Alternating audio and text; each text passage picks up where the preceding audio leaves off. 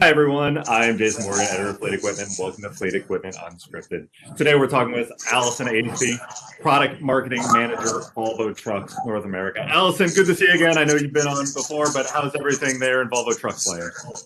Oh, it's going good. I'm glad to be back on this video with you here today. Right, and we are diving into fuel efficiency. You've had a recent announcement of some fuel efficiency improvements, specifically in the Volvo engine arena and the VNL product. And I think it's good to touch base on this because I feel like fuel efficiency is a topic that has kind of gotten lost in talking of electric trucks and connectivity and all this other good stuff. There are still huge fuel efficiency gains out there to be made as fleets put new trucks into their lineup for sure. Yeah, absolutely. And fuel is a huge cost for long haul customers, so it's very important to keep talking about it and to not stop. Actually. Right, exactly. So, my first question here. So I think it was about 3 years ago, you brought out the new VNL. We saw huge jumps in fuel efficiency gains, and that's always against like the best previous spec, right? So not only is it a fuel efficiency gain compared to the 4-year-old truck I might be running, it's compared to your best truck that you had on the road since then. With the new iterations of the models in your announcements recently, fuel efficiency is jumping again. Where's that coming from? How much of that is aerodynamic design, and how much of that comes from the engine and integrated intelligent powertrain features? Yeah, that's a really good question. So I'll start with the powertrain and work out to the rest of the truck. So we're having more jumps. The big number that you're seeing and hearing is about a 6% improvement in fuel efficiency when you're comparing our VGT engine, variable geometry turbo, to our new next generation turbo compound engine. So that's a really big powertrain jump. And then aerodynamically, as well, we've recently started to begin to offer flow below, and with our new packages, I mean, we're posting big numbers up there, and part of that is we've been more intelligently packaging everything together, powertrain and aerodynamics, and I like to think of it like it's a sum. It's greater. The parts, the sum is greater than the individual parts. So what do I mean by that? This is the funniest analogy that I come up with. All right, I put this random aerodynamic feature on or this one. They might not be working together in the best way. There's a specific set and a way they work together, and I like to call it like, all right, graphite and pencil. You know, those old number 2 pencils. All right, that's an individual part. Now, if you put graphite under heat and pressure and everything, boom, you've got like a diamond. So that's why these packages, we know the best mix of everything to get you that diamond, to get you the most fuel efficiency. Okay, yeah, that is fun, and you pull out a good point, because I do feel like even maybe 4 years ago when we were talking about aerodynamics, it was a lot of add-ons, right? Like you were just kind of picking out pieces and parts. But I guess you're speaking more to the integrated nature of how you're being able to continue to pull out full efficiency. I do want to touch on turbo compounding. I know we've covered it before, but even I don't really remember like how does that work and what does it mean, right? It's going to be standard in the VNL. I think it's the 740, the 760, and the 860. Can you give me a quick refresher on what that technology does? And maybe I seem to remember some reliability concerns years ago in terms of turbo compounding. How has that evolved, and what efficiency can you get there?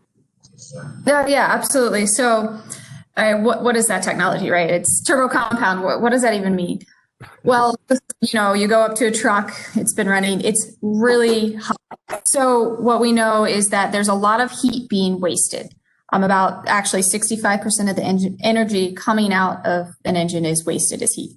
So how do you save more fuel? We're going to capture that heat. So all turbo compound is a waste heat recovery system. That's high level. I can always give you more detail if you want. And but I don't think you want to go into here does this. Reliability wise, that's a good question. Yeah, there's always concerns coming to market with reliability. But you just take a guess. How many miles do you think we have on our turbo compound engines in North America at this point? Oh, I don't know. It's probably some ridiculously high number. I'm going to say 1 million. Nice round million. Oh, Well, you shouldn't have bet on your number for sure. We actually have over 900 million miles on our turbo compound engines. So let's just say, you can tell from that, they are very extremely reliable, and we have a lot of experience. But this technology, so reliability is a question. I like to joke that it's old school technology. It's not anything that's super new. The technology has existed out there in other industries. The reason the trucking industry wasn't so focused on it was there were easier ways to get fuel efficiency out of the engine before. And we've gone through those. So you look to new ways and you're looking at other technology. So technology's been out there a very long time. Okay. Yeah. And I mean, and to that point, it's been available at Volvo for a while too. It's not a new technology. The last iteration of engines there, it was available for. Exactly. Fleets were taking advantage of there. Just good to get a refresher. It's hard, it's hard to keep up with a lot of the technology there. Well, I have to tell you the really cool thing on why we actually made this. We did this analysis, right? With our new next generation TC, it has a bigger sweet spot, handles more loads, more applications, more terrain, all of that. We did an analysis on our sleepers, right? You named our sleeper models. And we found that 95% of the sleepers that we sell can benefit from our turbo compounding technology, which is why we then made it standard. When basically every sleeper that we sell can benefit from it in a VNL, then we saw that was pretty amazing. So the sweet spot you mentioned there, is that better refined hardware within the engine, or is that a engine management software, intelligent powertrain, a combination? Yeah, it's actually a combination. Of course, we found, we've had this technology for a while. We found better ways to tweak it, improving the compression ratio, tweaking the pistons to be more efficient. And at the same time, it's software and tuning. As you tweak the software, we see better ways that we can tune the engines as well to just take better advantage of everything. And tweaking the ratios in the turbo compound unit as well to be more efficient. So you never do one thing alone. Everything works together, as an integrated unit, of course. Right. And historically, I've even questioned, like, man, how much more can you pull out of the engines, right? Even now, another 6% over what it was a year ago. How much more? Being able to combine all this is really super interesting. I'm finding a lot of these, the software to be able to control and expand that sweet spot is really, really cool. Well, what is it? Just when you think you've done the best you can, there's always more to do. Our engineers are smarter than people give them credit for. Oh no, for sure. I don't understand half of it. I'm just glad that it's very easy to do it. And speaking of that, so you're bringing a lot of more efficiency to long haul over the road applications, but you've refreshed your entire lineup over the past couple of years. You have the VNR as well, and regional is a growing application as well. Do you have any tips for those fleets that might be in some of those applications outside of long haul over the road to be able to improve their fuel efficiency? What equipment options should they be looking for? Where can they gain some? Oh yeah, absolutely. So we have our 3 new fuel efficiency packages. Basically, we've had them previously limited on the VNR. We've expanded that now to the VNR. We've got the Plus package is the kind of the first level, and then further up, more fuel efficiency. Further up the pyramid, as you get more and more efficient, we've got the advanced package. Both of those are available on the VNR. And then on the VNL, the best of the best is the Exceed. But for the VNR, right, as it's more regional haul, less mileage every year, less time at high speeds. So how do you get more fuel efficiency out of that? Well, my first question back to you. We're going to look at the aerodynamics. I like this, right? It's a little more interesting. All right, so think, what speed do you think for trucks and tractors with trailers that aerodynamics becomes the biggest factor that's hurting fuel efficiency? That, there's obviously a speed at which the air begins to really be causing most of that drag. Right, where you end up going too fast for the aerodynamics to help you out. Okay. Well, where aerodynamics start to matter. Okay, so it's speeding up. Okay. Yeah. Yeah. See, where do you think that is? I'm the one asking the questions here. Volvo representative. No, let's 45. You're Right. It's 40 miles an hour. Ah, okay. Yeah, well, you're close, very close. Above 40, right, it really starts to have an effect. And you look at regional haul, and when we look at the data that we see for regional haul, and yes, they spend a lot of time below 40, but they do spend significant time above 40 as well. And so what we've done with our Plus and Advanced package, we have looked, okay, regional haul, our aerodynamics, we know are going to function well in the city. It's the bumper that's a little higher off the ground as well, but with an air dam underneath, of course, helping so you're fine if you're going over a curb, but it's also going to help you when you're going a little faster. So we've paired the right aerodynamics together in that package that's going to work best in those tight applications, but then also when they're going faster. And then on the powertrain side as well, we look and we kind of break it down. All right, Plus package, that's your first step, a lot more regional.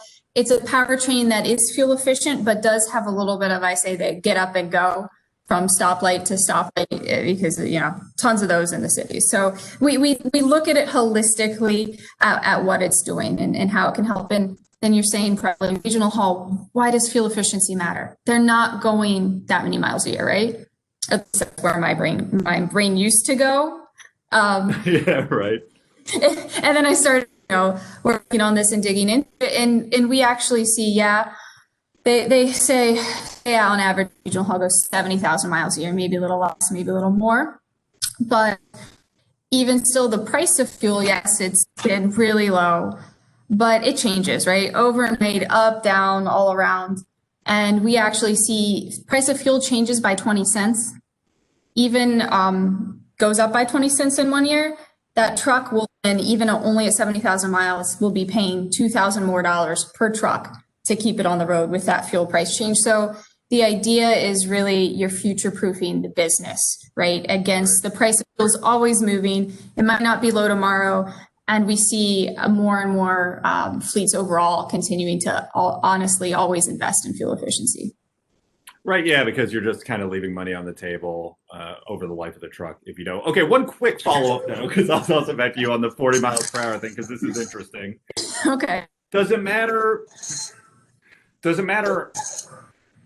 length of time I'm above 40 miles per hour? Like if I'm only above 40 miles per hour for 5 minutes at a time, right? Or can I just look at my whole fleet's overall time and, okay, whatever that adds up to, if I'm 60% over 40 miles per hour in the long term, that works? Or do I have to be there longer? Does that make sense?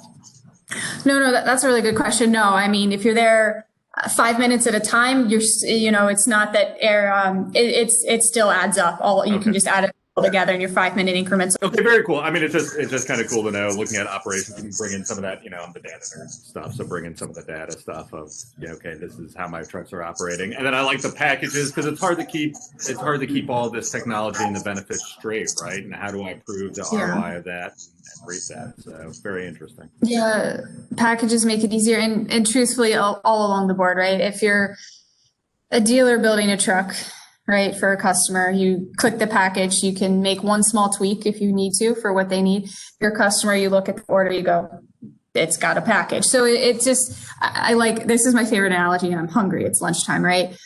Do you go to McDonald's and do you order, I want a hamburger, I want a French fry, and I want a Diet Coke? Or do you just say, I want a meal, I want a number 4, whatever it is, that's what you do. It's the same concept. Right now, and to your point of being able to capture all of that efficiency with all the things working together, you don't want to take the turbo compounding and leave some of the intelligent powertrain stuff on the table because you're not getting the 6% that you're shooting for.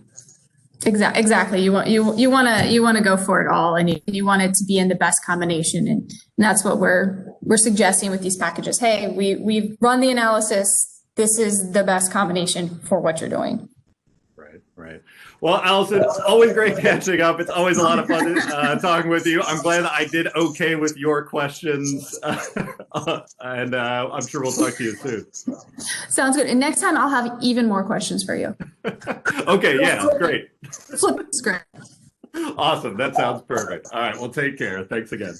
Thank you.